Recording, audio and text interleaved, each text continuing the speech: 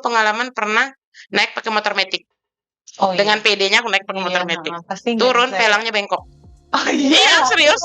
Mengikuti kebiasaan masyarakat di situ. Jadi biasanya kalau hari Minggu karena libur, semua cuci di situ juga. Mencuci di kali. Menghemat air. Iya. Ini ada buaya ya? Iya, katanya sih ada buaya. Jadi Kalau di Aceh, khususnya di pulau, itu masalah kesehatan anak, yaitu masalah imunisasi.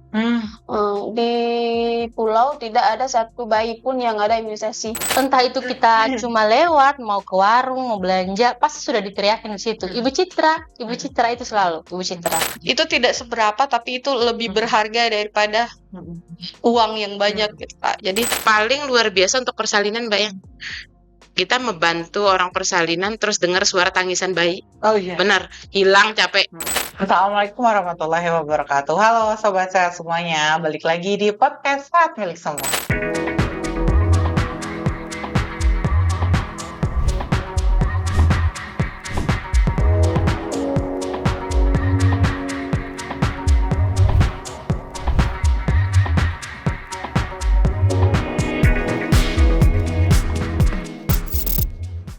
Oke, di podcast kita kali ini aku mau ngenalin 4 sosok hebat yang udah 2 tahun ini tinggal di pedalaman. Pedalaman banget? Iya sih, pedalaman banget iya sih. Kalau teman-teman nanti ada waktu mampir di YouTube-nya Dompet Duafa atau di Instagram-nya kita di @lhc_dompetduafa, teman-teman bakal lihat 4 sosok hebat yang dari 2 tahun lalu udah kita kirim ke wilayah 3T. Ngapain mereka? Mereka setiap hari bergulat sama stunting, gizi kurang, kesehatan, pemberian akses layanan kesehatan yang lebih memadai. Kalau kita di Jakarta mau ke klinik gampang, naik Gojek udah sampai, naik apapun, naik kereta, di mana-mana ada klinik, di mana-mana ada dokter. Kita punya HED yang kita bisa 24 jam full akses untuk tanya tentang masalah kesehatan. Tapi ada loh satu wilayah dari 4 orang yang kita bakal kenalan kali ini yang sinyalnya aja susah banget. Kita bakal kenalan lebih jauh, mereka ngapain aja. Dan hari ini, BTW aku sebelum mau ke situ, aku mau kasih tahu dulu kita tuh syutingnya malam banget. Karena 1 orang dari 4 orang yang kita bakal jelasin bakal pulang besok pagi banget nih. Kita spill jam dulu. Ini tuh udah jam 22.23. Jadi ntar kalau keadaannya agak ada yang krik-krik dikit ya, soalnya udah malam. Kita berkejaran sama waktu. Kalau semuanya udah penasaran, orang-orang hebat ini akan mengenalkan dirinya langsung. Kali ini kita bersama 4 orang yang tergabung dalam program Bidan untuk Negeri. Oke, tanpa berpanjang lebar, aku akan minta kesediaannya dari sisi kanan aku untuk mengenalkan namanya siapa, terus titiknya dulu tuh di mana, lokasi Bidan untuk Negerinya. Kan. Assalamualaikum warahmatullahi wabarakatuh. Halo Sobat Sehat. Perkenalkan, saya Nurul Hidayah Karim Abdullah, biasa dipanggil Bidan Nurul. Kebetulan lokasi penempatan BUN atau Bidan untuk Negeri untuk Nurul itu berada di Sulawesi Selatan, tepatnya di Desa Ranalowe, Kecamatan Bungaya, Kabupaten Goa. Jadi dari kota itu, dari Makassar ya, dari Makassar itu sekitar kurang lebih 62 km. Dan berada sekitar 600 sampai 700 mdpl ya. Jadi betul-betul berada di ketinggian di gunung, dan bukan cuma di gunung sih, di tengah hutan lebih tepatnya. Itu sih. BTW soal 62 km, kalau anak Bogor Jakarta biasa aja. Anak Bogor Bekasi, orang-orang yang kerja Bogor Bekasi 62 km. Hey everyone, ini bukan 62 km versi kalian, ini 62 km terus naik gunung gitu ya. Ya, betul. Jadi beda ya, tolong ya. Oke, lanjut, kita punya siapa? Perkenalkan, saya Dian Ayu Megawati, biasa dipanggil oleh masyarakat setempat Bidan Dian. Untuk lokasi sendiri, saya bertugas di Nusa Tenggara Barat, tepatnya di Lombok Barat, Desa Timur, di dusun. Kebetulan saya megang 2 dusun, yaitu dusun Aimual dan dusun Bunbleng. Kalau untuk aksesnya sendiri dari kota Mataram, menempuh kurang lebih 30 sampai 45 menit menuju desa binaan saya. Mungkin itu saja kalau dari saya. Selanjutnya, kita punya orang yang katanya menguasai satu pulau, gitu kan?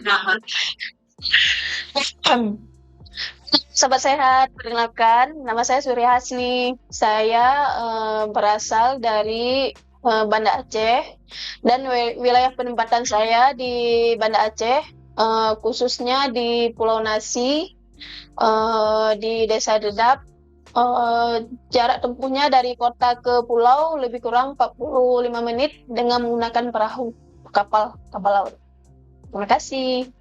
Makasih kakak Surya kita. Silakan kakak Citra. Halo Sobat Sehat, kenalkan nama saya Citra Dewi Susanti, biasa dipanggil Ibu Citra biasanya. Penempatannya untuk bidan untuk negeri dan dompet duafa itu ditempatkan di Nusa Tenggara Timur, di Kabupaten Sumba Barat Daya, tepatnya di Desa Letekonda, Dusun Katewel. Perjalanan dari kabupaten ke tempat tugas itu menempuh jarak kurang lebih 1 jam atau paling cepat 30 menit. Di sana dekat laut, jadi biasanya kalau teman-teman dari dompet duafa yang datang bisalah singgah di Katewel menikmati suasana pantai sama bisa bakar-bakar ikan. Itu saja dari saya. Oke. Aku sendiri nih ya Sobat Sehat udah ke 2 titik di 4 ini. Sebenarnya aku cukup sering ke NTB, cuma belum pernah justru mampir ke tempatnya Mbak Dian. Nah, tadi kalau aku udah bilang ada loh tempat yang sinyalnya susah, itu adalah Kak Citra. Aku inget banget waktu ke situ aku harus ngerjain ajuan. Terus kita tuh sambil pegang sinyal, sambil pegang HP untuk dapet sinyal untuk ngirimin ajuannya ke orang di Jakarta. Kayak kalau kita tuh udah 5G di sini, di situ bahkan sinyal GSM yang bar itu kadang nggak ada ya. Jadi biasanya tuh Kak, kalau mau kirim laporan atau tiba-tiba mau meeting kan lewat Zoom kan. Jadi biasanya kita ke kota dulu, ke kota. Atau kalau memang ada informasi dadakan dari kantor, itu biasanya HP-nya ditaruh di ke jendela atau di ruang di ventilasi supaya dapat jaringan. Iya betul, betul sih tempat Kak Citra tuh. Tapi aku setuju tempatnya seindah itu, sebanyak itu makanan bakar-bakar ikan laut yang nikmat-nikmat. BTW aku sempat bawa kerang-kerang yang sekarang aku taruh di meja di ruang tamu, dipajang-pajang gitu kerang-kerangnya. Terus aku juga pernah ke Pulau Nasi. Iya. Pulau Nasi kayak ketemu ikan-ikan yang beda walaupun cuma sebentar. Besok-besok ke Aceh lagi, gitu. Cuman aku memang belum pernah nih kedua titik yang ini, cuman udah sering mendapat cerita bahwa titik-titik ini jalurnya sangat amat ekstrim, ya kan?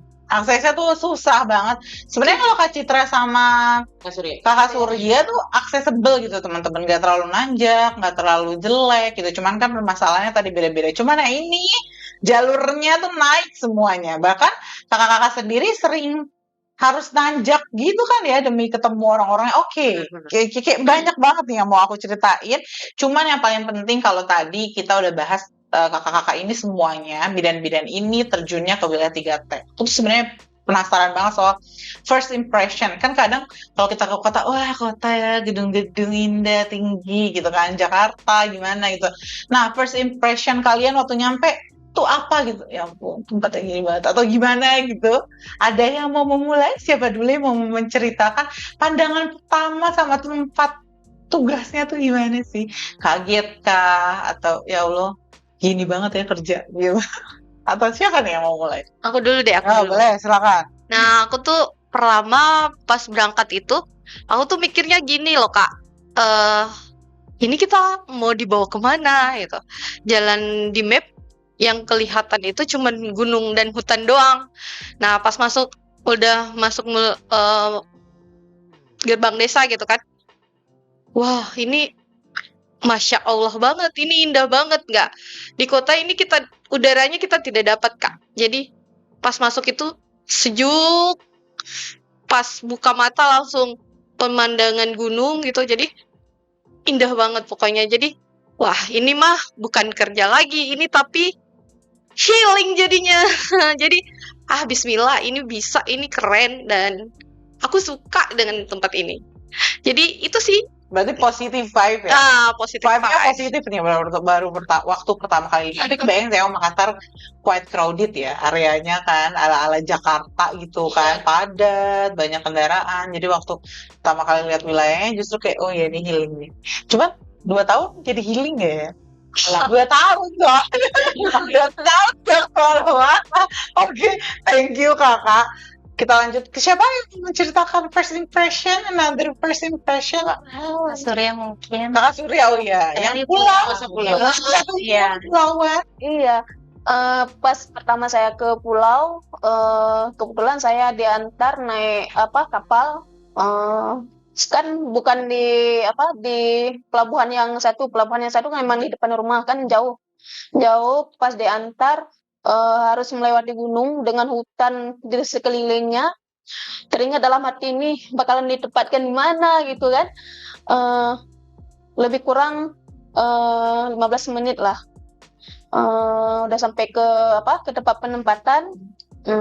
Habis itu dibilang kita di sini udah sampai tempatnya. Tapi alhamdulillah pas lihat tempatnya posisinya di pinggir pantai. Alhamdulillah banget, maksudnya nggak kesepian. Kalau nggak ada kegiatan bisa santai-santai sore di depan rumah gitu. Tapi aku pernah ke Pulau Nasi. Ini kalau jalanan Pulau Nasi nih ya guys ya, yang kerak cuma rumah bidan Surya aja. Pas kalian akan ke jalanan utamanya yang tempat lewat itu gelap. Gelapnya itu bukan gelap jalanan Jakarta yang lampunya mati. Ya, Itu emang gelap total. Emang nggak ada apa-apa. Itu sih kayak, iya bener sih, pinggir pantai. Ini aku berasa ini banget, cuman keadaannya beda gitu kan. Iya. Gelapnya tuh gulita gitu, bukan gelap-gelap yang bukan gelap-gelap yang ini. Kulit. Cuma memang wilayah Kakak Surya tuh lumayan banyak penduduk ya, kayak Iya. satu kelompok gitu Iya. kan. Berarti ini masih nih, bukan positive vibe sih, kayak oh iya, aku akan menikmati tempatnya gitu ya. Tapi Masih alhamdulillah sekarang kan udah jadi kayak sebuah keluarga, kayak udah membangun sebuah keluarga di pulau. Bahkan bakalan kangen lagi ke sana ya. Ya. Oke, next kita punya 2 bidan yang tersisa. Kalau untuk NTB sendiri berhubung kalau NTB kan pegang 2 wilayah yang berbeda dengan akses yang berbeda juga. Awalnya kan dibawa sama puskesmas ke sana untuk ditunjukkan 2 wilayah. Itu sebenarnya 2 wilayah itu dia satu desa, cuman ada puncak ada bawah. Nah, pas pergi ke bawah mungkin masih biasa-biasa aja karena jalurnya sih aksesnya walaupun dia belum aspal tapi nggak terlalu berbatuan dan tidak jurang curam kayak gitu. Nah, akhirnya ada momen posyandu keluarga. Diajaklah ke atas dan kebetulan kendaraan yang naik ke sana harus 4x4. Oh, oke. Harus 4x4. Kalau dia yang biasa bisa. nggak bisa dan pasti keluar asap. Oh Ya, iya, kayak iya. gitu nggak kuat dia. Mater gitu, bannya nggak bergerak Ya gitu nggak bergerak. Nah, terus awalnya kan lewat bawah jalan aspal. Oh ya, bagus. Sampai akhirnya naik ke atas. Udah mulai goyang nih, goyang. Terus ada salah satu bidan yang ngomong pegangan. Saya mikir pegangan belum kepikiran ya. Kok pegangan, mereka sudah pada pegangan semua kan? Pegangan ini ngapain pegangan gitu kan mikirnya. Ternyata benar terlempar ke depan. Karena memang jalannya bukan bagaimana ya. Batunya besar-besar. Terus jadi kalau nyelip mau ngambil jalan yang bagus tuh benar-benar gini ngambilnya begini. Ya, jadi goyang sana udah aku kelempar ke depan. Oh, ternyata ini tujuan disuruh megang gitu. Nah, terus pertama kali masuk desa cuma 2 rumah. Oke. Jadi yang saya pikir kok dompet duafa ngambil lokasi ini cuman ngurus 2 rumah, ibu hamilnya mana gitu. Terus masuk lagi ke atas lagi ternyata 2 rumah itu cuman pembuka aja, ternyata masih jauh lagi. Gitu. Ada titik desa. Iya, karena letak geografinya mutar dia bentuknya dan kalau Kak Surya kan pemukimannya ngumpul nih. Iya. Nah, kalau di sana satu rumahnya di sini, satu di sana lagi. Jauh banget. Jauh-jauh. Jadi itu termasuk kendala juga pada saat pelayanan. Kayak kunjungan rumah Malah segala jadi macam. muter-muter Ya, banget benar. ya. Dan di wilayah Puncak terdiri dari 2 dusun lagi, berbeda lagi dengan jarak yang lumayan jauh. Pertama kok 2 rumah, sempat nanya puskesmas. Ini 2 rumah, yakin 2 rumah ini aja yang harus Kunjungi gitu ya? dikunjungi atau dilakukan penyuluhan segala macam, nggak ada penduduknya. Pikir saya kayak gitu, jawab mereka. Oh, tenang katanya. Kita jalan sedikit lagi. Ternyata memang yang awal tempat posyandu itu sekolah, semacam madrasah begitu. Oh, ternyata di sini ada sekolah, berarti penduduknya lumayan banyak gitu, pikir saya. Gitu ya, Kak? Ternyata memang dari jurang satu ke jurang satu letak rumahnya. Oh, Ya, jadi malah pisah. Yang memisahkan rumah itu jurang. ya benar, jurang, gunung, bukit kayak gitu. Jadi kalau kita pergi untuk ke rumah masyarakat untuk kayak penyuluhan segala macam, jauh sekali. Kayak kita pergi ke satu desa ke desa yang lain, padahal masih dalam satu ruang lingkup. Ya, itu kendala yang paling berat sih itu ya di sana. Terus dulu sih sebelum di Dompet Duafa kerjanya di daerah terpencil juga, bahkan di sana tidak ada akses transportasi Oh, malah dan tidak ada sinyal. Oke. Cuman akses jalannya bagus dan penduduknya berkumpul. Oh, Itu iya. kelebihannya, walaupun daerah termasuk 3T juga. Di sini sudah daerahnya aksesnya jelek, terus Pisah-pisah. pisah-pisah, susah sekali. Dan dulu pengalaman pernah naik pakai motor metik. Oh, iya. Dengan PD-nya aku naik pakai motor metik. Pasti nggak Turun bisa. pelangnya bengkok. Oh, iya. Iya, serius, servis ya. Kan Kali lah. kan bidan dikasih motor kilat kan. Iya. Cuman mikirnya kan waktu itu pakai ambulans, jadi belum terasa gelombangnya kan. Coba deh pakai motor metik. Sempat nangis karena turun curam sekali, takutnya blong remnya. Nunggu masyarakat yang lewat ngebantuin ada 1,5 jam baru lewat. Saking jalannya jelek, jadi orang mikir-mikir untuk mobilisasi dari atas ke bawah. Ya benar. Gitu ya. Sampai akhirnya daripada nunggu kemalaman turun, jadi seret motornya, nyampe bawah pelangnya bengkok. Ya, sejak itu trauma, nggak pernah naik pakai motor metik lagi. Cuman karena tugas mikir mungkin lama-lama terbiasa. Ya, terus udah terbiasa. Alhamdulillah terbiasa. Alhamdulillah. Dan jalannya silakan, kayak begitu jalannya, mau silakan kita lewat gitu. Saking kayak jadi mudah gitu. Ya, benar ya. Iya betul. Di mana ada usaha, di situ ada kemudahan. Nah, pasti kayak niatnya. Kemarin peleknya yang bengkok, besok bannya bocor gitu ya. Sampai badan kubur. Perjalanannya nggak mudah gitu sobat saya semuanya. Kita punya Kakak Citra dari Ketewel, silakan Kak. Jadi awal mula tugas di Desa Letekonda, khususnya di Dusun Ketewel itu pada saat kegiatan posyandu. Jadi sebelum turun langsung ke tempat tugas, memang sempat searching juga di Google kira-kira tempat tugasnya bagaimana sih. Ternyata di situ ada keterangan bahwa di situ air bersihnya yang susah. Terus karena tadi pulau ya, deket laut ya. Tapi dia tidak pulau sih Kak, dia daratan. Tapi anehnya itu dia tidak punya air bersih. Air bersihnya masih terbatas. Iya, tawar. Jadi pada saat itu awalnya itu ikut kegiatan posyandu, terus cari tempat tinggal, udah dapat. Pas tinggal di situ sambil nanya-nanya tetangga, ternyata benar di situ ternyata akses air bersihnya itu memang sulit. Jadi kalau mau untuk kebutuhan sehari-hari kita harus pesan dulu di kota. Itu satu tanknya biasanya 150 paling tinggi. Jadi kebetulan tempat tinggal selama tugas di situ ada bak air depan rumah yang memang bekas dari ada bantuan sebelumnya sumur bor tapi sudah tidak aktif lagi. Jadi baknya bisa diperbaiki dipakai lagi kan soalnya kan sudah lama tidak dipakai, jadi mungkin ada bocor-bocornya, waktu itu diperbaiki lagi dan bisa dipakai. Padahal dulu kakak terbiasa rumah yang akses airnya tinggal nyalain air gitu ya. Kayak seberapa kaget waktu kayak ya Allah ini airnya harus hemat. Jadi harus hemat dong, karena kan dia ada akses beli gitu kan. Memang harus hemat Kak. Jadi selama tinggal di situ karena memang harus beradaptasi juga dengan lingkungan, dengan keadaan.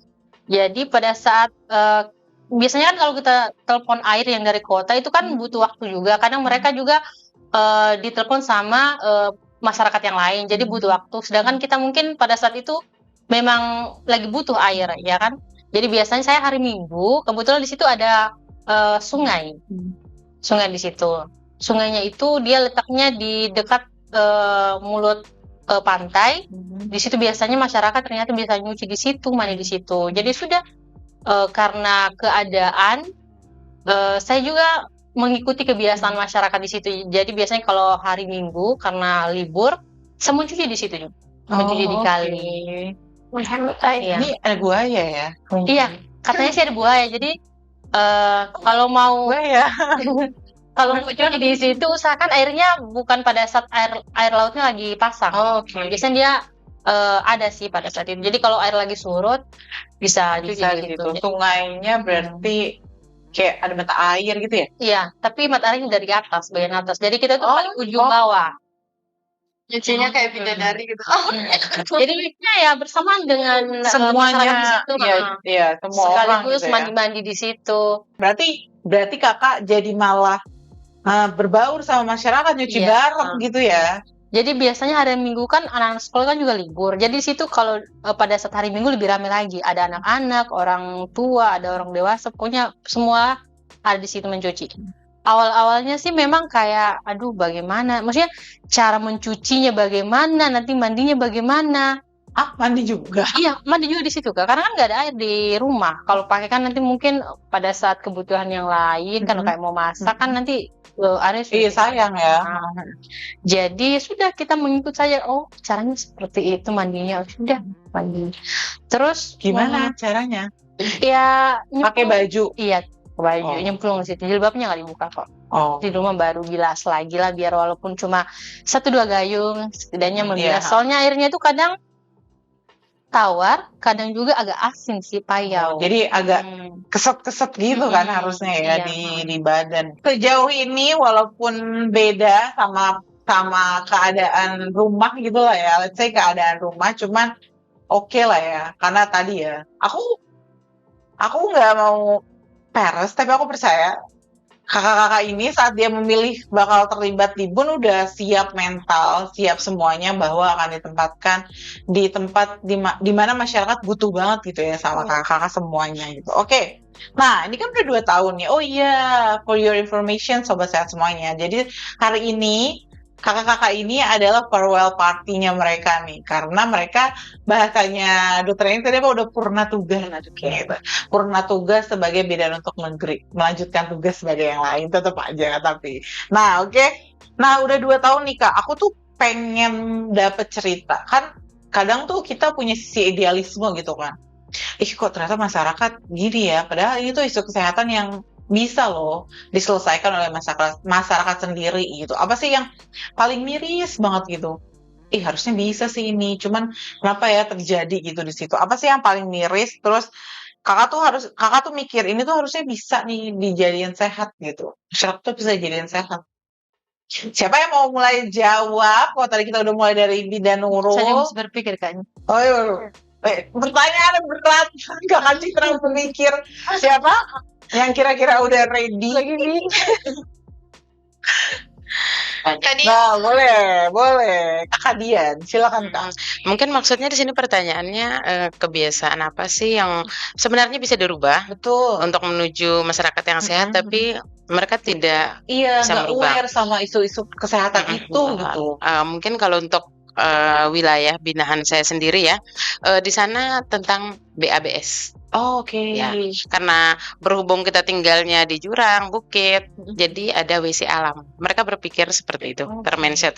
Ngapain harus buat S-nya tuh di WC? mana tuh Kak? Sembarangannya tuh di mana? Di bukit-bukit.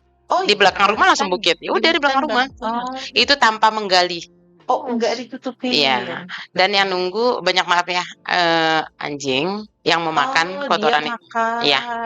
Jadi kalau mereka BAB, udah anjing udah nongkrong di belakang nunggu. Kayak gitu. Dan itu bertahun-tahun, berpuluh-puluh tahun dengan pola yang seperti itu terus. Nah, padahal jadi kan memang sama, lokasinya juga sama kayak Citra, kurang air.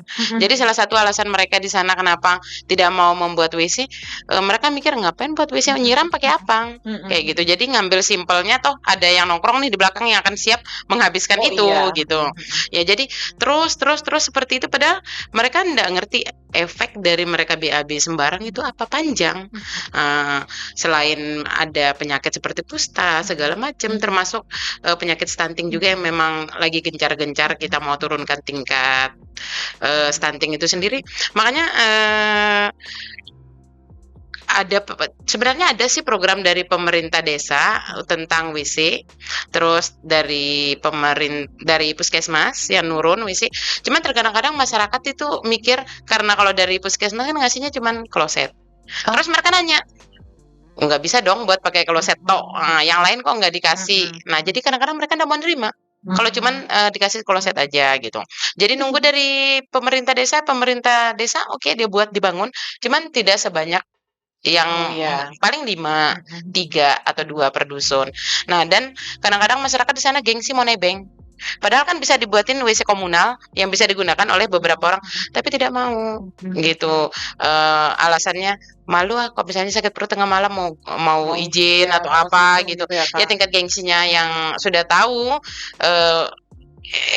BAB sembarang itu akan penyuluhan segala macam, mudah edukasi segala macam, tapi memang dari merekanya yang kurang sadar.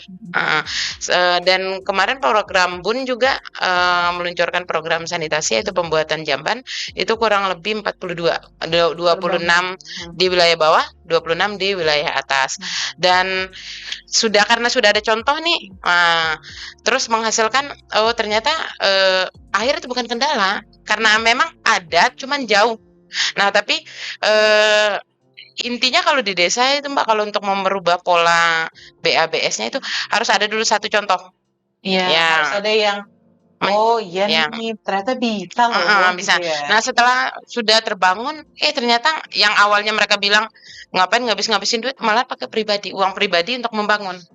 Yang awalnya nolak, ngapain katanya gitu. Setelah melihat temannya, ternyata keluarga itu sehat karena BABS-nya bagus, polanya segala macam, mereka bangun dengan budget sendiri malahan. Yang awalnya dikasih gratis menolak, setelah melihat hasilnya, udah mereka pakai dana sendiri, dan itu tidak semua, paling tidak ada yang berubah, tidak semua, tapi tetap masih ada BABS dengan si penunggu di belakang. Pelan-pelan semuanya harusnya kena gitu ya, kena semuanya pengen berubah.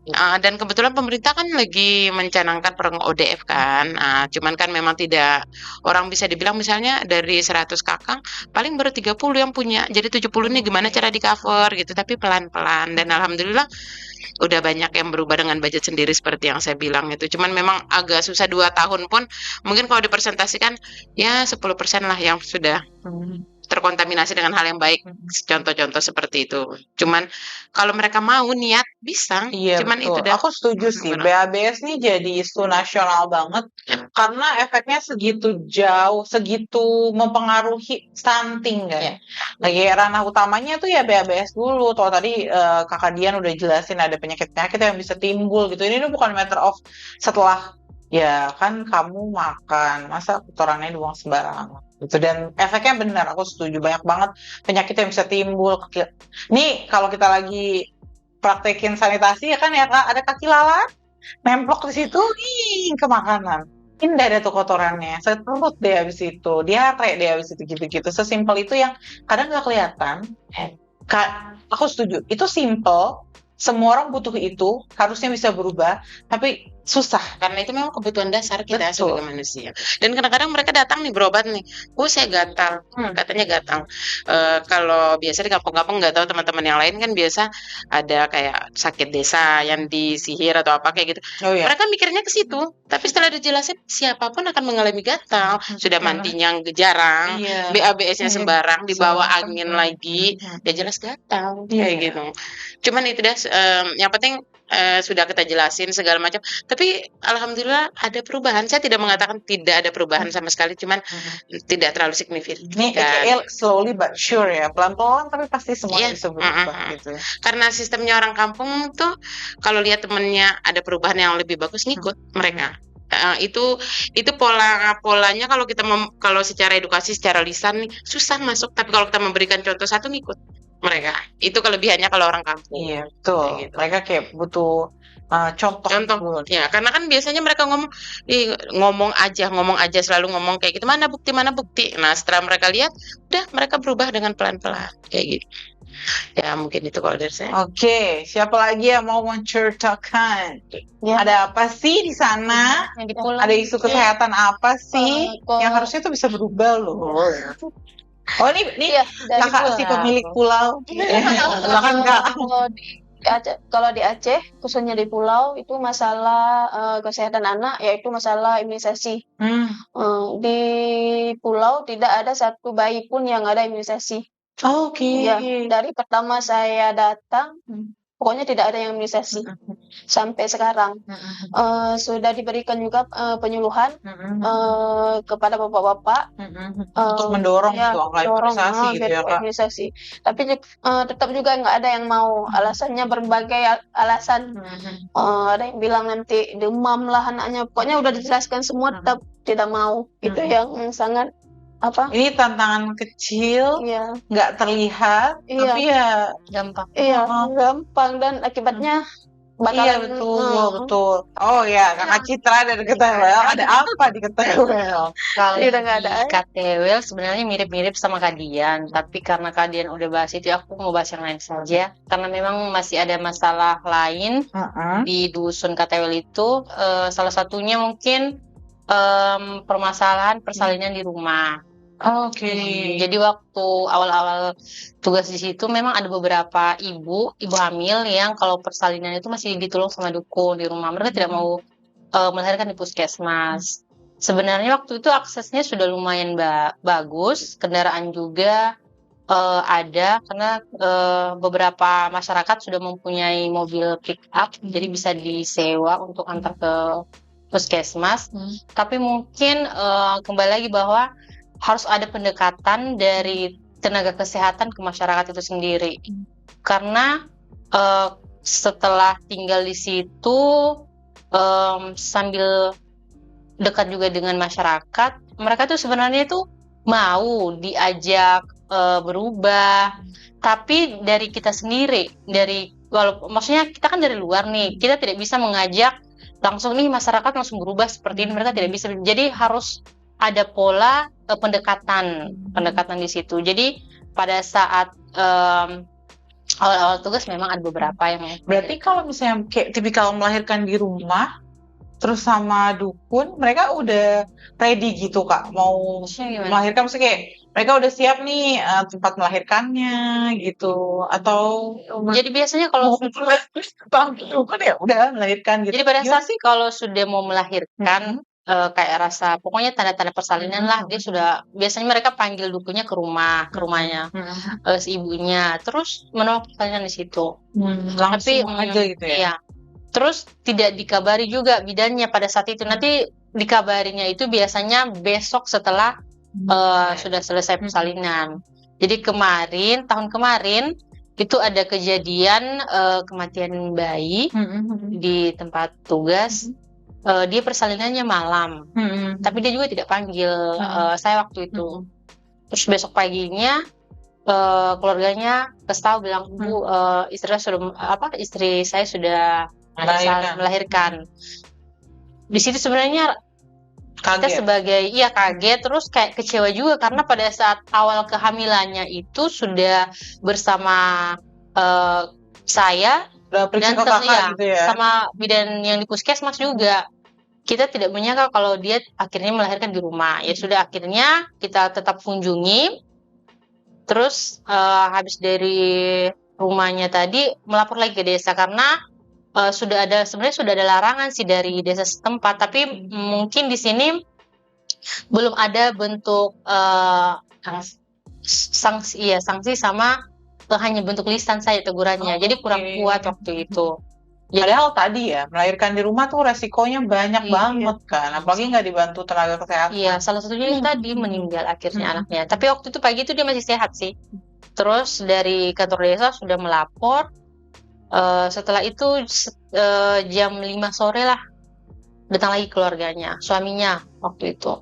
Ibu bisa ke rumah tidak cek dulu anak saya. Biasanya kalau dari pengalaman sebelumnya di tempat kerja yang sebelumnya, kalau keluarga pasien sudah datang 2 kali, awalnya kan dia datang untuk menyampaikan kalau sudah lahiran.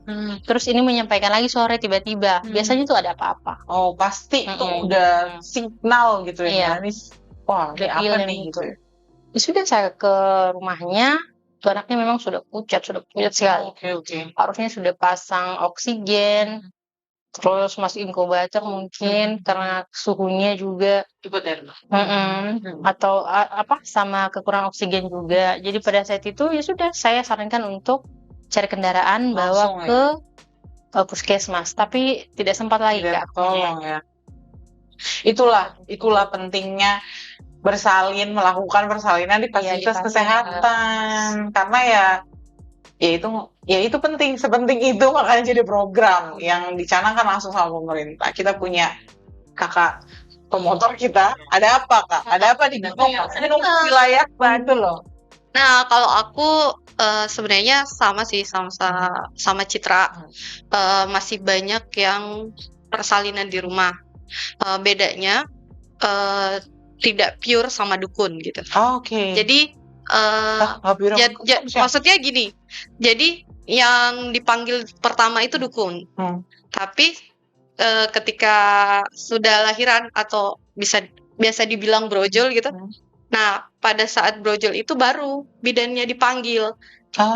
Jadi kan akhirnya kita sebagai bidan jadi terbebani kan gitu Kak, mana lokasinya tuh seperti Kak Citra, jadi bukan cuman di Kak Citra yang nggak ada signal, di tempat aku juga tidak ada signal.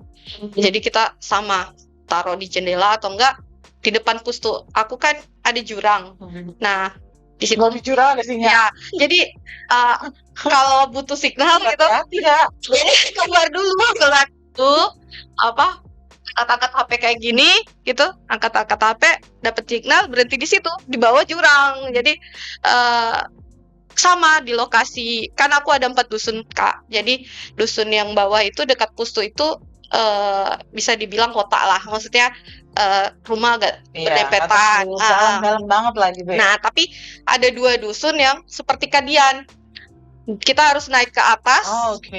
Nah pas masuk itu kok cuma 1 rumah, ternyata kesana lagi rumah, kesana lagi rumah gitu, jadi berjarak. Jadi memang agak susah untuk dijangkau gitu. Belum lagi jalanannya yang rusak. Itu jadi salah satu alasan gak sih? Nah, mereka jadi kayak lebih nyaman di rumah. Kesimpulannya gitu. Jadi salah satu alasannya ya, pertama aksesnya. Nah, yang kedua itu karena mereka tidak punya biaya. Kalau misalnya kita di kota, akses layanan kesehatan terbuka lebar di mana-mana, teman-teman, sobat sehat semuanya, wake up. Masih banyak banget wilayah-wilayah lain yang ternyata susah banget gitu. Nggak sesimpel itu gitu, punya gampang ke dokter, gampang ketemu bidan gitu. Kayak bidan dokter negeri jadi jawaban sih. Bidan dokter negeri jadi jawaban, besok jadi hashtag di kantor. Tadi udah diawalin sama Bidan Nurul, ini relate sama next questionnya aku. Kadang tuh ada ungkapan terima kasih dari penerima manfaat yang kayak dia belum ngomong kita udah sedih gitu. Apa? Kakak-kakak ini pasti pernah merasakan ungkapan-ungkapan terima kasih yang kayak ya Allah, terus kakak-kakak ini langsung ya Allah ternyata aku sebermanfaat itu ya buat umat. Ada yang mau cerita? Aku belum lupa nih Kak. Oke. Yang bikin aku nyentuh banget gitu. Yang aku sempat naik trail itu kan. Nah, sebenarnya tuh Kak, aku sempat trauma naik trail kan, pernah jatuh soalnya. Tapi pada saat di lokasi, aku mikirnya, wah, aku harus bisa lawan rasa takutku gitu. Karena aku butuh untuk mengendarai motor ini lagi gitu kan. Akhirnya aku coba, dan pada saat itu ini niatnya karena emang mungkin di awal udah baik gitu kan. Nah pas udah pakai trail nih, udah mau jatuh, pokoknya urusan belakang Nah, pas masuk kampung yang aku bilang dusun terjauh yang 2 itu, pas masuk kampung itu anak kecil loh, Kak. Anak kecil tuh yang lagi nongkrong di pinggir jalan itu langsung nongkrong ya. Kafe nongkrongnya. Jadi lagi main yang mainan desa gitu kan. Tahu-tahu langsung teriak kayak gini. Bidan Nurul. Nah, itu aku langsung wah, aku datang sini mereka sudah senang banget gitu. Jadi bagaimana ketika Nurul bantu di kesehatan misalnya, bantu mereka berobat misalnya, itu pasti akan lebih wow bagi mereka. Sedangkan Nurul ngunjungin dusunnya aja, itu mereka sudah kelihatan dari nyapanya itu loh, Kak, yang Bidan Nurul, yang anak-anak tulus banget itu. Aku sampai hampir nangis dan aku sempat videoin sih tanpa mereka sebut gitu. Dengan Nggak usah panjang, terima kasih nggak usah gitu ya. lebar. Nggak usah bilang terima kasih Bidan Nurul. Mereka sudah nyapa aja dengan tulus kayak gitu, itu sudah ungkapan terima kasih yang sangat besar karena Nurul ada di sana gitu.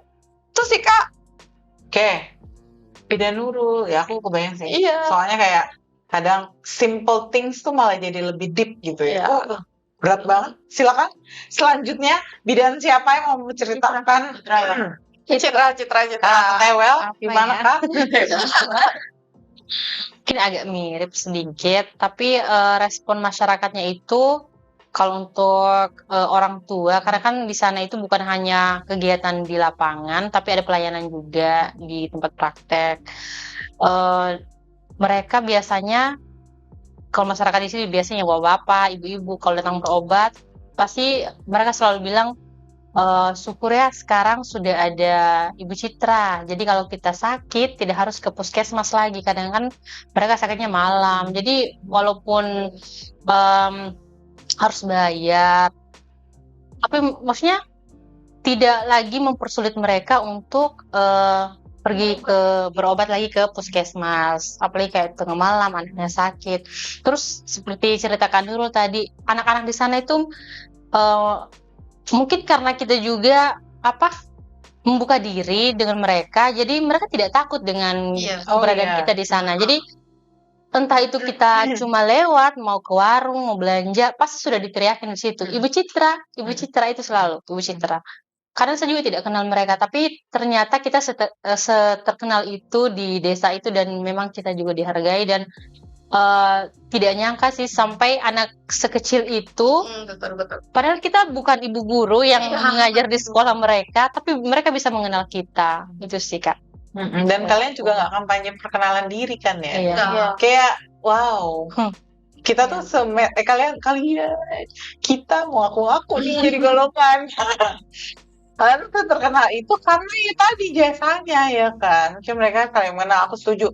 Gimana susahnya, aku juga pernah tengah malam harus ke UGD gara-gara cuma sakit perut gitu. Bayangin kan di tempat yang jauh gitu aksesnya kan. Harus nahan sakit sampai besok. Kalau ya kita nggak tahu lah ya situasi apa yang bakal terjadi gitu, bener-bener.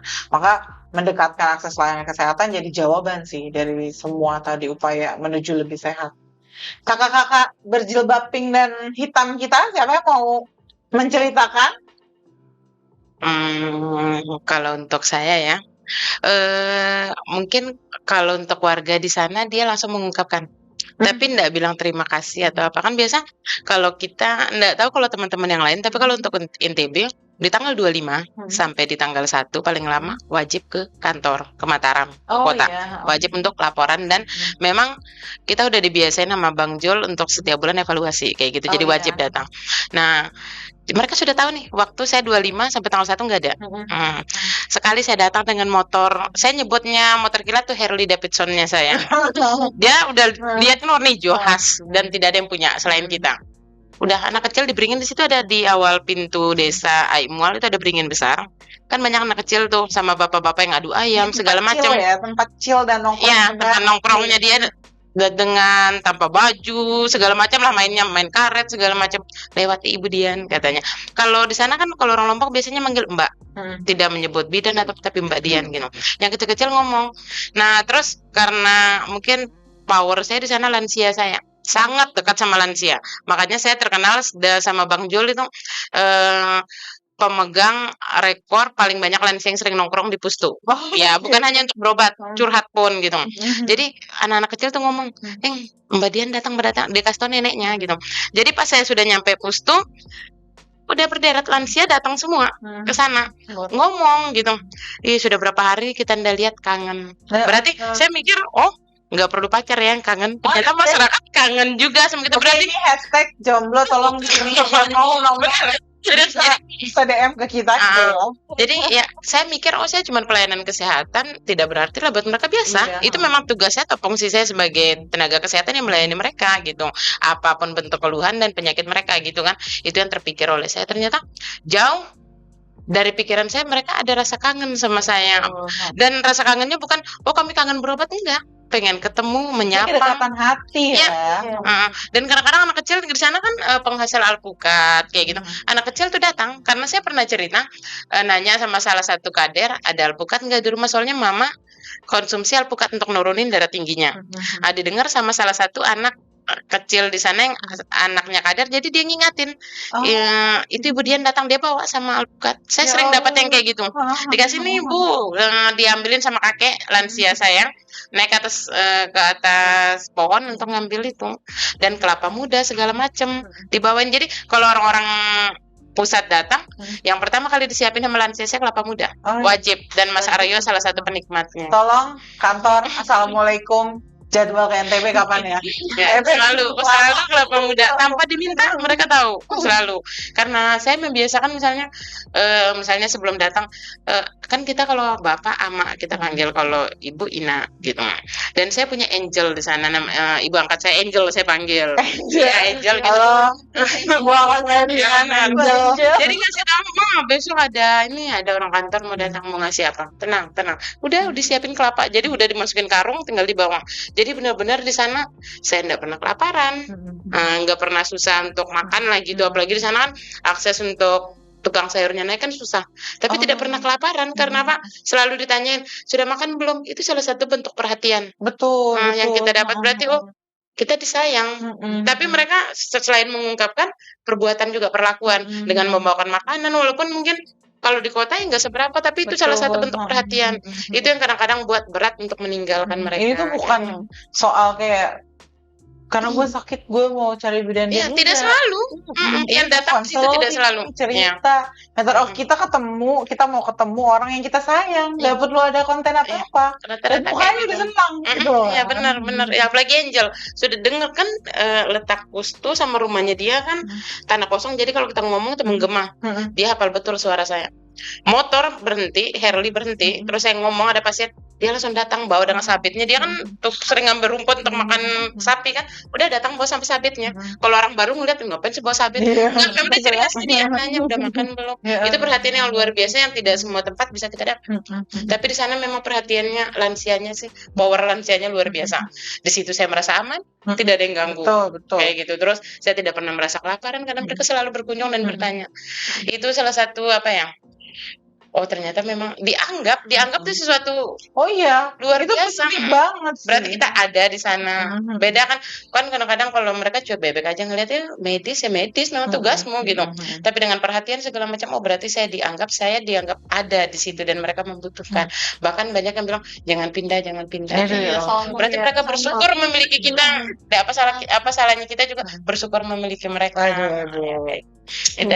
Saling melengkapi, seperti keluarga. Iya, kalau di Aceh nggak jauh berbeda dengan Kak Dian.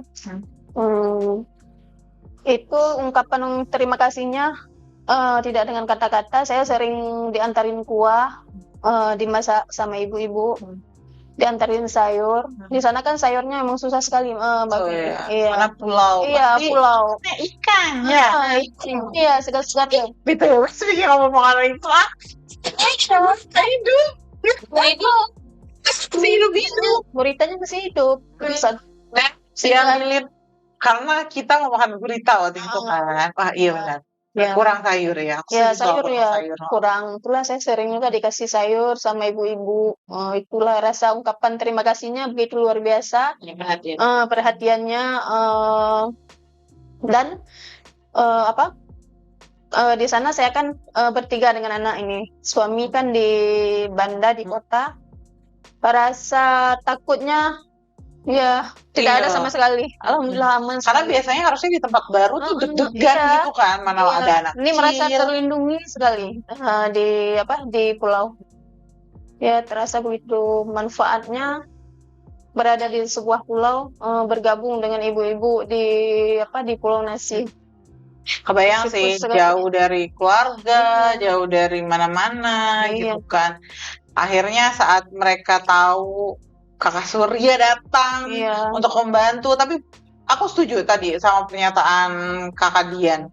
Ini tuh bukan soal hubungan si sakit dan Iya, si iya, penyembuh pasien dengan kan. pasien dengan Itu bidan. hubungan kekeluargaan Iya. yang mulai dibangun dari sejak pertama kali datang gitu ya. Makanya upaya pendekatan yang terjadi beda. Oke, ini terakhir guys, karena sudah malam. Aku mau kakak-kakak semuanya, karena kita ini kan batch 1 ya, Sobat Sehat semuanya. Ini tuh batch 1-nya Bidan untuk Negeri. Batch 2 kita ada di Sumsel, Baduy, dan kita punya di Sultra, satu lagi di Papua, gitu kan. Harapannya ada lagi nih batch-batch berikutnya. Selanjutnya. Apa pesan-pesan penting? Kebanggaan, entah pesan, entah kebanggaan, entah mau encourage orang-orang, bidan-bidan yang juga ingin bergabung, apa sih yang mau dikasih tahu? Yuk gabung atau apalah, terserah. Pesan, entah encourage, entah apapun. Buat bisa kita bilang pejuang-pejuang kesehatan Betul. ya, buat teman-teman tenaga medis ya, sejawat yang mungkin berpikir 3T itu ekstrim, sesusah, dan mikir namanya penduduk desa itu pas mungkin ada yang anarkis segala macam, itu tidak benar. Sebenarnya yang terjadi di lapangan itu justru orang-orang di wilayah terpencil itu ikatannya sama kita lebih dalam, itu yang pertama. Terus untuk mengedukasi mereka tidak terlalu sulit juga. Yang terpenting itu semangat. Terus hilangkan yang biasanya orang kayak gini Mbak Vil, semakin daerah terpencil semakin banyak duit. Itu yang dipikir rata-rata. Bener, orang biasa pergi ke Papua karena itu daerah sulit, daerah ini gajinya tinggi. Itu yang pertama termention. Kalau kita berpikir ke arah materi. Nah, tapi kalau kita memang benar-benar niat kembali ke jiwa kesehatan, yang sebenarnya orang yang punya jiwa kesehatan itu nggak mikir itu ke 100. Ya, yang penting bermanfaat nggak sih kita kalau sudah datang ke sana, dan intinya kalau kita ke sana itu pasti kan ada gambaran nih apa sih yang bermasalah di situ, apakah itu persalinannya, BHBS-nya segala macam, seperti yang saya bilang tadi. Kalau kita berpikir dengan saya ada di sana semoga harapannya ya akan berubah, yang awalnya persalinannya rata-rata sama dukun, mungkin kalau saya ada di sana saya edukasi ada perubahan. Intinya kalau kita berpikir kita akan membawa sebuah perubahan, kita tidak akan peduli sesulit apa, sejauh apa itu, tantangannya seperti apa, enggak. Karena memang kalau sudah kita di lapangan, itu hilang semua. Itu kalau menurut saya yang sudah pergi ke lapangan. Jadi mau mikir uang segala macam enggak. Kalau mereka sudah datang ke kita dengan keadaan, logikanya misalnya ada pasien yang datang dengan sesak, kan enggak kita tanya duitmu berapa segala macam, enggak. Yang penting dia sehat. Dan yang paling luar biasa untuk persalinan Mbak ya, kita membantu orang persalinan terus dengar suara tangisan bayi. Oh iya. Benar, hilang capek. Persalinan nggak ada pasien yang datang sakit perut cuma nunggu sejam brojol. Luar biasa langkanya. Paling banter 24 jam tanpa kita tidur mata melek. Tapi sekali dengan tangisan hilang semua. Itu merupakan salah satu semangat untuk kita tidak takut. Pokoknya intinya jangan pernah takut untuk bekerja di daerah 3T, karena buktinya kami 2 tahun baik-baik saja dengan semua cerita, dengan pengalaman yang luar biasa kan yang kami dapat, yang mungkin awalnya kok di jurang sih begini. Kalau kita selalu berpikirkan negatifnya, nggak ada yang jadi pekerjaan. Jadi positif. Apa yang kita pikir positif akan terjadi positif. Dimana kita berpikir negatif ya negatif. Karena itu tergantung pola pikir. Betul. Ya, jadi berusaha untuk kita berpikir tidak ada masalah yang tidak ada solusinya, intinya kayak gitu. Toh kita hidup di masyarakat tidak sendiri, banyak. Jadi setiap masalah yang muncul akan ada solusi. Jadi tetap semangat, mau itu daerah terpencil, kota sama aja. Ya kayak gitu. Mungkin buat teman-teman yang mungkin akan menjadi bidan untuk negeri selanjutnya, seperti saya bilang, tetap semangat, berpikir positif supaya nanti saat kita menjalaninya lebih Karena kan sudah kita positif nih, jadi akan lebih enak kita menjalani tugas kita di desa terpencil. Mungkin itu saja kalau dari saya. Terima kasih. Saya Makasih. buat pejuang kesehatan, jangan pernah takut bertugas di desa 3T. Kerja di desa kita sangat dihargai dan sangat-sangat dibutuhkan oleh masyarakat. Itu aja sih dari saya. Terima kasih. Makasih Kakak Surya. Asik Kakak Surya. Ya Bang, Kakak Citra atau Kak Nurul Aku dulu? dulu. Kita di desa itu jauh lebih dihargai gitu. Iya. Jadi mungkin karena keberadaan kita itu sangat dibutuhkan gitu. Jadi yang dibilang kayak Dian, apalagi lansia ya, lansia apalagi kalau kita dengar curhatannya mereka, menjadi pendengar yang baik gitu, itu merupakan hadiah terbesar bagi mereka. Jadi tidak ada yang tidak mungkin dan tidak ada yang sulit di daerah 3T. Nah, awalnya Nurul juga itu datang ke sana, ditempatkan di Pustu yang awalnya Pustu itu tidak dimanfaatkan loh Kak, kosong kayak gudang. Padahal ada gitu ya. Padahal ada, cuma dipakainya itu di hari Minggu yang kebetulan pasarnya 1 kali seminggu. Jadi pelayanannya hari Minggu gitu. Jadi aku datang, aku bilang dalam hati, aku datang ke sini dengan niat yang baik demi umat. Aku serahkan ini semua ke Allah gitu Kak ya. Jadi niatku baik, mudahkan semua perjuanganku di sini. Jangan sampai kekhawatiran mungkin teman-teman yang di luar sana yang tahu aku ditempatkan di daerah 3T itu bisa dipatahkan gitu, bahwa tuh kita sampai detik ini tidak kenapa-kenapa akhirnya kan, karena memang kita niatnya baik, alhamdulillah warga baik, ya semuanya baik gitu. Jadi untuk teman-teman, yang pertama, yang paling utama perbaiki niat, kemudian kita ini bekerja untuk umat, demi umat. Jadi bangga banget bisa terlibat dalam kebermanfaatannya LKC, apalagi divisi kesehatan dompet duafa sebagai bidan untuk negeri. Itu suatu kebanggaan dan cerita hidup yang mungkin sampai mati pun kita tidak bisa lupakan ya Kak. Banyak hal yang banyak kenangan, banyak momen, banyak sedihnya juga, bukan cuma bahagia Kak ya. Banyak cerita sedih, banyak masalah yang mungkin kita harus berpikir bagaimana memecahkan masalah kita di dalam desa itu gitu, tanpa harus keluar sampai ke kantor atau bahkan ke holding gitu. Jadi kita berusaha untuk memecahkan masalah itu sendiri gitu. Jadi banyak sih Kak, banyak banget yang tidak bisa diungkapkan ketika kita ditempatkan di desa. Jadi tetap semangat, yang penting kita mau berbaur, punya keluarga baru ya pastinya Kak ya. Kita akhirnya punya banyak keluarga yang kalau mungkin ibu yang anaknya merantau itu merindukan anaknya pulang.